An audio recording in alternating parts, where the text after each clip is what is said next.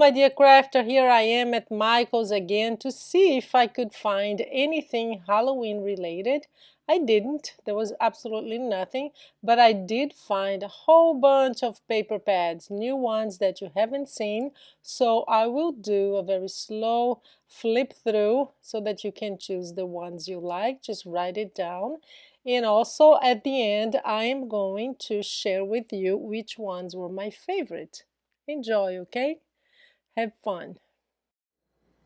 And for the members, today you already have early access to these mini post-it miniature purses, and I made one with Christmas just to let you know what it would look like.